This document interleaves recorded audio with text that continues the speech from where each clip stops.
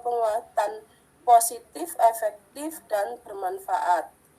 Yang ketiga, ilusi bahwa kritik membuat orang merasa bersalah dapat menguatkan karakter.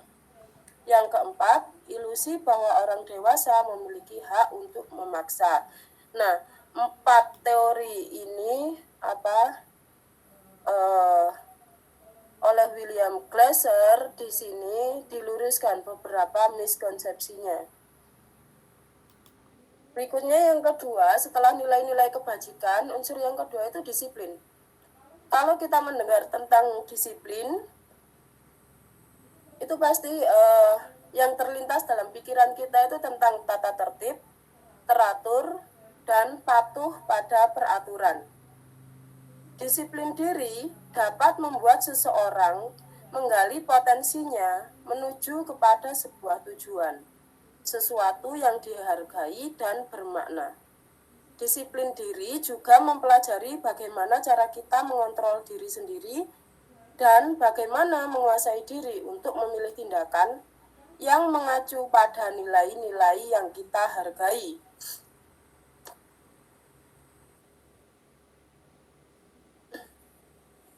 Ini masih tentang nilai-nilai kebajikan untuk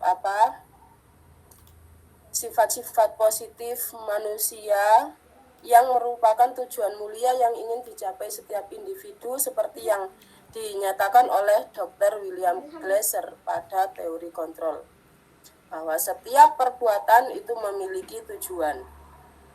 Berikutnya, Diana Gossen mengemukakan bahwa dengan mengaitkan nilai-nilai kebajikan yang diyakini seseorang, maka motivasi intrinsiknya akan terbangun, sehingga menggerakkan motivasi dari dalam untuk dapat mencapai tujuan mulia yang diinginkan.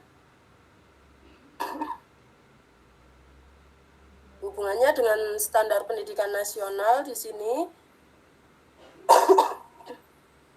dalam rangka menciptakan lingkungan yang positif, maka setiap warga sekolah dan pemangku kepentingan perlu saling mendukung, menghayati, dan menerapkan nilai-nilai kebajikan yang telah disepakati dan mulia tersebut. Maka seorang perlu berjiwa kepemimpinan sehingga dapat mengembangkan sekolah dengan baik agar terwujud suatu budaya sekolah yang positif sesuai dengan standar kompetensi. Tujuan mulia dari penerapan disiplin positif adalah agar terbentuk murid-murid yang berkarakter, berdisiplin, santun, jujur, peduli, bertanggung jawab, dan merupakan pembelajar sepanjang yang diharapkan. Berikutnya yang ketiga adalah hukuman, konsekuensi, dan restitusi. Nah, di sini ini merupakan tingkatan ya. Jadi yang paling rendah itu adalah hukuman. Kemudian meningkat sedikit ada yang namanya konsekuensi atau sanksi. Kalau kamu melakukan ini, nah akibatnya bagaimana, seperti itu. Berikutnya yang paling tinggi ini ada restitusi. Bisa kita pelajari dari tabel ini. Jadi untuk hukuman itu sesuatu yang menyakitkan harus terjadi. Misalnya ada seorang anak yang terburu-buru, mungkin sudah 6:30, sudah mau telat, dia terburu-buru berangkat ke sekolah, kemudian bukunya ketinggalan misalnya. Nah, untuk hukuman itu nanti hubungannya dengan bisa fisik, misalnya, loh kamu kok nggak bawa buku, ayo lari keliling lapangan. Nah, itu tapi itu masih mungkin kalau hukuman fisik itu memang menyakitkan. Ada lagi yang mungkin dimarahi, kemudian membuat mental siswa merasa, aduh saya kok begini. Nah, itu adalah hukuman. Kemudian misalnya lagi, harusnya kan pakai sepatu hitam. Kemudian ketika seorang siswa terburu-buru tadi pakai sepatu putih, atau mungkin yang warnanya agak hitam, coklat, mungkin dia punya sepatu coklat yang hampir sama, salah pakai sepatunya tadi. Nah, terus oleh gurunya disuruh melepas. Pada akhirnya dia kan malu, tidak memakai sepatu selama 1 hari tadi. Nah, itu termasuk hukuman. Jadi akibatnya di situ tidak nyaman untuk murid atau anak dalam jangka waktu panjang. Kemudian perilaku pasif agresif meningkat, sistem tidak akan berjalan bila murid tidak takut. Nah, ini yang terbiasa kena hukuman mungkin alah dihukum seperti itu aja, jadi kebal. Berikutnya, murid atau anak membenci peraturan. Modenya mode paksaan, karena menghukum itu kan memaksa ya, mendorong untuk menyalahkan diri, konsep diri buruk. Kemudian murid atau anak belajar menyembunyikan kesalahan. Nah, ini. Kemudian mencoba mengontrol anak dengan penguatan negatif. Tiba-tiba tidak diharapkan atau sangat melukai. Nah, karena tadi mendadak tadi ya, loh kok saya langsung dihukum seperti ini misalnya. Untuk yang konsekuensi itu sesuatu harus terjadi, tidak nyaman untuk murid atau anak dalam jangka waktu pendek.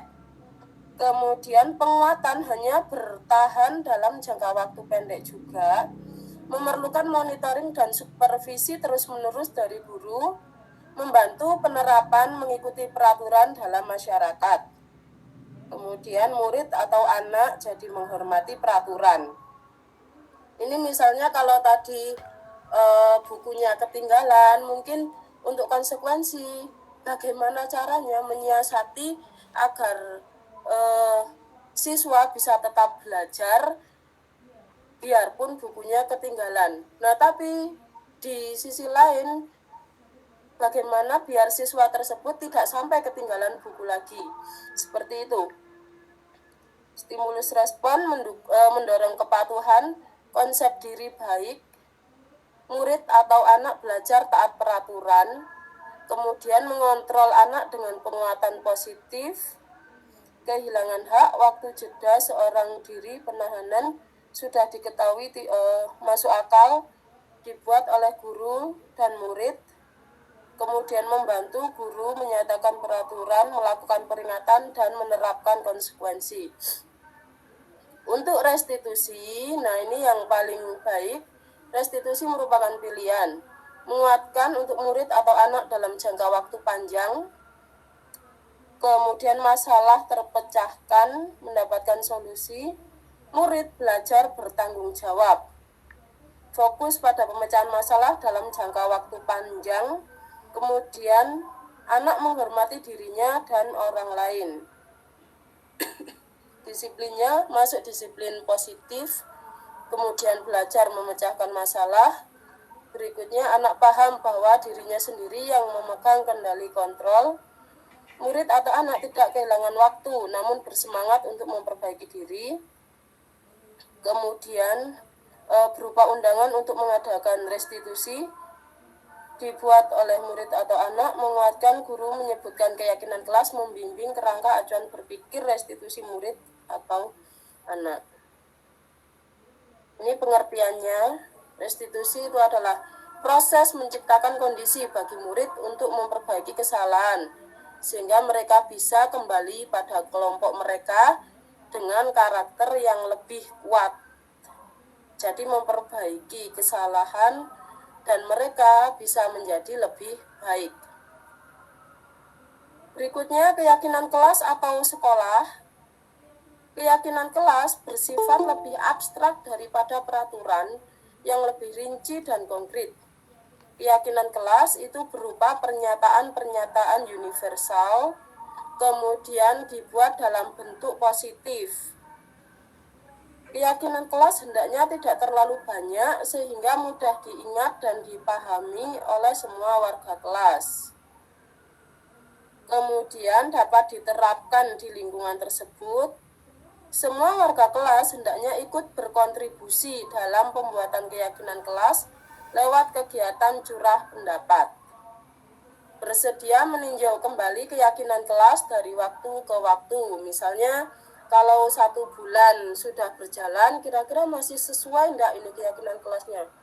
Ditinjau lagi, kemudian mungkin, oh ini sudah enggak sesuai, sudah lewat Agustus, September, waktunya seperti ini. Nah, ini contohnya.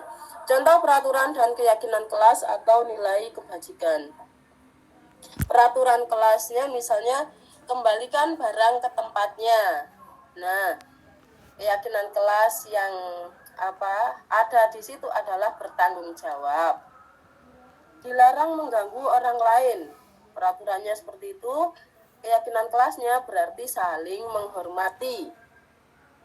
Hadir di sekolah 15 menit sebelum pembelajaran dimulai, maka keyakinan kelasnya adalah menghormati orang lain dan komitmen. Seperti itu. Jadi keyakinan kelas itu bersifat universal dan lebih singkat, lebih pendek, dan tidak ada dilarang atau jangan tadi ya. Prosedur pembentukan keyakinan kelas ini, kalau di kelas bisa dengan curah pendapat, atau mungkin dengan menggunakan kertas post-it sticky notes. Di situ siswa menuliskan apa yang diinginkannya di dalam kelas, ingin kelas yang seperti apa. Nah, di situ kemudian dicocokkan dengan peraturan sesuai enggak, kemudian disepakati bersama. Ini contohnya kalau jangan berlari di kelas atau koridor. Diganti kalimat positifnya, berjalanlah di kelas atau koridor. Jadi usahakan sebisa mungkin menghindari kata jangan atau dilarang.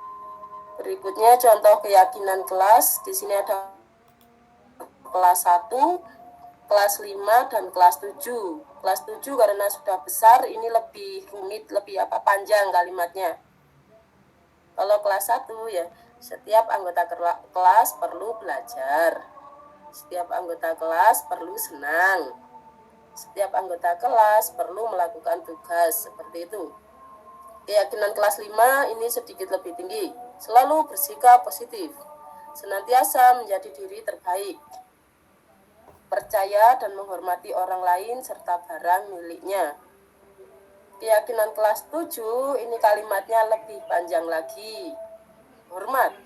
Kami meyakini bahwa sangat penting untuk menghormati semua orang dan barang milik orang lain. Contohnya seperti itu. Lanjut pada 5 kebutuhan dasar manusia yang tadi juga sudah diungkapkan oleh Pak Arjoko. Yang pertama adalah kebutuhan bertahan hidup, kemudian kasih sayang dan rasa diterima. Ini di kelas juga kasih sayang dan rasa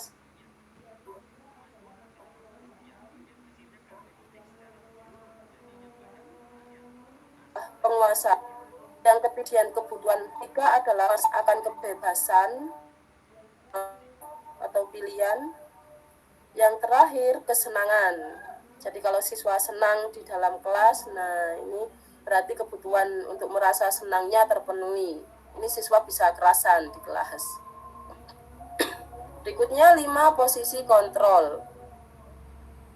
Yang pertama tadi tingkatannya ya, yang pertama adalah penghukum. Ini yang dijelaskan oleh Pak Arjoko tadi.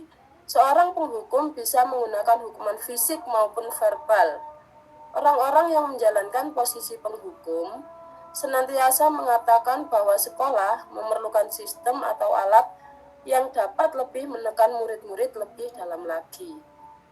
Yang kedua adalah pembuat merasa bersalah. Guru yang posisi kontrolnya ada di pembuat merasa bersalah, ini cirinya bersuara lebih lembut. Kemudian menggunakan keheningan yang membuat orang lain merasa tidak nyaman, bersalah, atau rendah diri. Kata-kata yang keluar dengan lembut akan seperti, "Ibu sangat kecewa sekali dengan kamu. Berapa kali Bapak harus memberitahu kamu? Gimana coba kalau orang tua kamu tahu kamu berbuat begini?" Nah, di posisi ini, murid akan memiliki penilaian diri yang buruk tentang diri mereka. Murid merasa tidak berharga dan telah mengecewakan orang-orang yang disayanginya kalau anak tersebut melakukan kesalahan. Posisi yang ketiga adalah teman. Nah, guru pada posisi ini tidak akan menyakiti murid, tapi akan tetap berupaya mengontrol murid melalui persuasi. Posisi teman pada guru bisa negatif maupun positif. Positif di sini berupa hubungan baik yang terjalin antara guru dan murid. Guru di posisi teman menggunakan hubungan baik dan humor untuk mempengaruhi seseorang.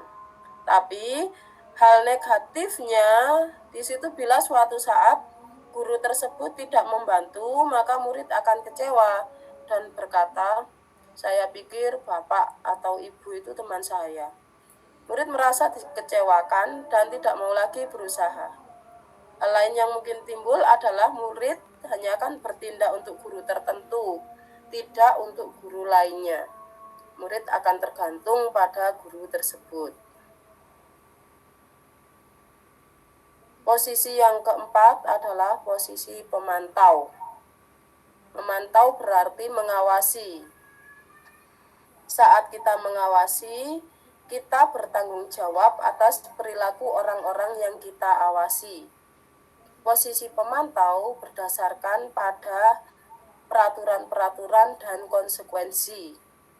Dengan menggunakan sanksi atau konsekuensi, kita dapat memisahkan hubungan pribadi kita dengan murid sebagai seseorang yang menjalankan posisi pemantau.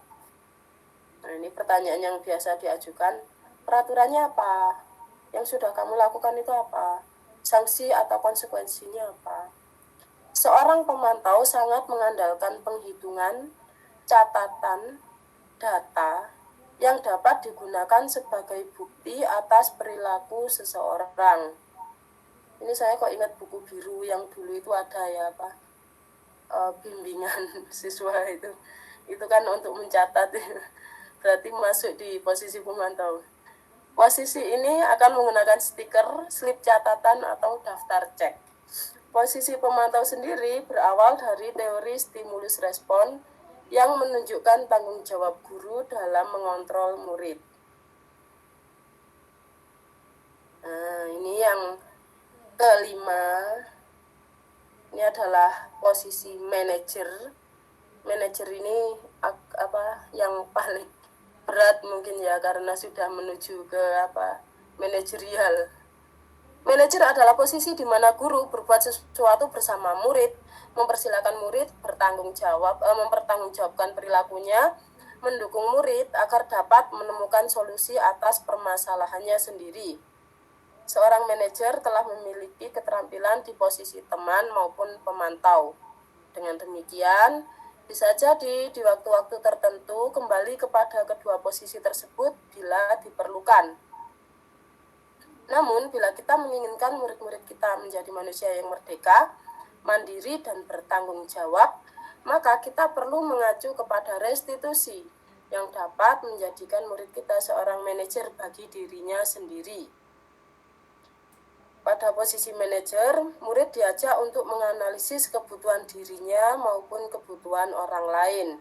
Di sini penekanan bukan pada kemampuan membuat konsekuensi, tapi dapat berkolaborasi dengan murid bagaimana memperbaiki kesalahan yang ada. Tugas manajer bukan untuk mengatur perilaku seseorang, kita membimbing murid untuk dapat mengatur dirinya. Bukan memisahkan murid dari kelompoknya, tapi mengembalikan murid tersebut ke kelompoknya dengan lebih baik dan lebih kuat.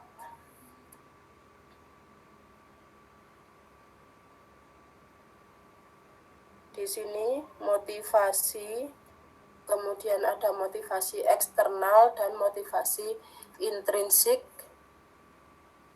untuk penghukum, kemudian membuat orang merasa bersalah. Ini masih masuk perilaku kontrol yang negatif.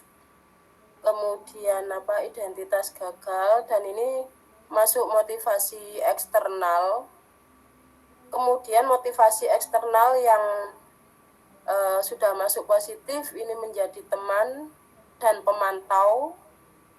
Nah, kalau sudah manajer itu sudah mulai bisa memunculkan adanya kontrol diri, sehingga bisa muncul motivasi intrinsik atau dalam diri siswa, memunculkan bagaimana mereka, oh iya saya salah, saya sudah melanggar keyakinan kelas, yang harus saya lakukan adalah apa untuk memperbaikinya, seperti itu. Nah, ini segitiga restitusi.